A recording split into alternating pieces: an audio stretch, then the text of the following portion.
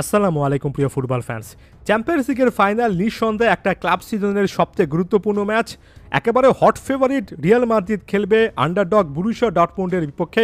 ম্যাচটা বাংলাদেশ টাইম অনুযায়ী আজ রাত 1টায় কিন্তু লাইভ টেলিকাস্ট হবে, অর্থাৎ জুন 1 AM। এটা হচ্ছে লাইভ টাইমিং বা ম্যাচ টাইমিং, এবং লাইভ দেখতে হলে সনি 10 HD বা সনি পিকচার্স নেটওয়ার্কের টিভি চ্যানেলগুলোতে চোখ রাখতে পারেন। অফিসিয়াল আনঅফিসিয়াল অ্যাপগুলো ফলো করতে পারেন।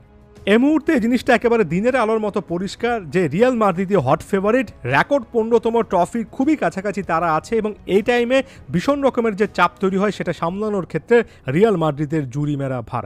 ওভারঅল যদি স্টার্টিং লাইনআপের কথা বলি, গোলকিপার হিসেবে হয়তোবা থিবো কোর্তোয়াই থাকছেন।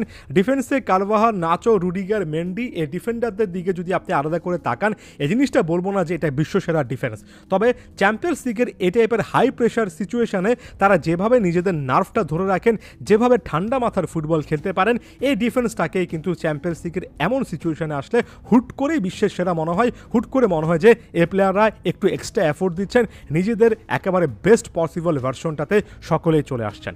মিডফিল্ডে ভালভার্দে, ক্রুজ, কামাভিঙ্গা এরা সম্ভবত স্টার্ট করবেন, এবং মিডফিল্ডে কন্ট্রোল নেওয়াটা এই ম্যাচের জন্য সবচেয়ে গুরুত্বপূর্ণ একটা ফ্যাক্টর হতে পারে। টনি ক্রুজ রিয়াল মাদ্রিদের জার্সিতে তার সর্বশেষ ম্যাচটা খেলবে, বাড়তি কিছু করার অবশ্যই তাড়না থাকবে। জুড বেলিংহামকে মিডফিল্ড বা ফরওয়ার্ড লাইনআপের মাঝখানে রেখে একটা কানেক্টিং পয়েন্ট হিসেবে হয়তোবা কার্লো আনচেলত্তি আরও একবার ইউজ করবেন। বেলিংহামের পারফরমেন্সটা ওভারঅল ভালো, এই ম্যাচেও তিনি ভালো পারফরমেন্স অবশ্যই দিতে চাইবেন। বরুসিয়া ডর্টমুন্ড কিন্তু তার সাবেক ক্লাব, এখান থেকে রিয়াল মাদ্রিদে এসেছেন। ফাইনাল থার্ডে রড্রিগো এবং বিশেষ করে ভিনিসিয়াস জুনিয়র, এই দুজন প্রতিপক্ষ ডিফেন্স লাইনের বিশাল পরীক্ষা নিতে পারেন।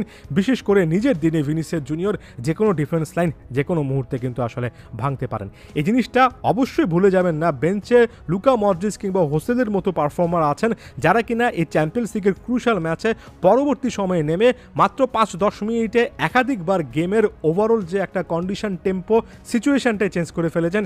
রিয়ালের বেঞ্চটাও কিন্তু চ্যাম্পিয়ন্স লিগের প্রেক্ষাপটে যথেষ্ট স্ট্রং। নিঃসন্দেহে তারা যে ফেভারিট, এটা নিয়ে কারো বিন্দুমাত্র ডাউট থাকার কথা নয়। অন্যদিকে বরুসিয়া ডর্টমুন্ড যেভাবে যে ব্যাপারটা চিন্তা করবে সেটা হচ্ছে প্রতিটা 90 মিনিট একটা ফুটবল ম্যাচের একেবারে আলাদা।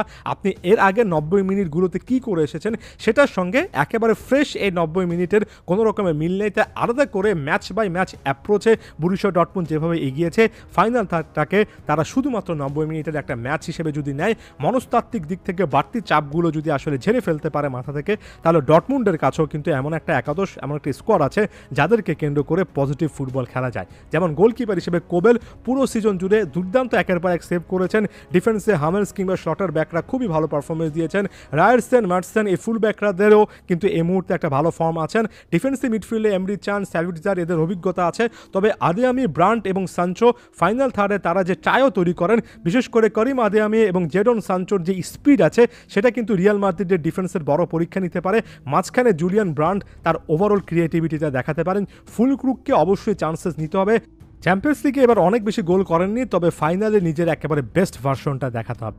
এই জিনিসটা ভুলে যাবেন না যে বরুসিয়া ডর্টমুন্ডের কাছে মার্কো রয়েস নামক একজন লেজেন্ডারি ফুটবলার আছেন। রয়েস যে কোনো মুহূর্তে মাঠে নেমে অ্যাগেন সেখানে একটা বড় রকমের ইম্প্যাক্ট তৈরি করতে পারেন। তিনিও কিন্তু তার এই বর্ণাঢ্য ক্যারিয়ারের একেবারে শেষ প্রান্তে দাঁড়িয়ে আছেন। আমরা দুজন কোচের ক্ষেত্রে চলে যাই। প্রথমে বরুসিয়া ডর্টমুন্ডের কোচ এডিন তেরজিকের কথা যদি বলি, এই মুহূর্তে তেরজিক অনেক বেশি অভিজ্ঞ একজন কোচ, সে জিনিসটা বলবো না, তবে যেটা তিনি ভালো করতে পেরেছেন সেটা হচ্ছে ভুলগুলো শুধরে নিয়ে আস্তে আস্তে ব্যালেন্স একটা দল তৈরি করা।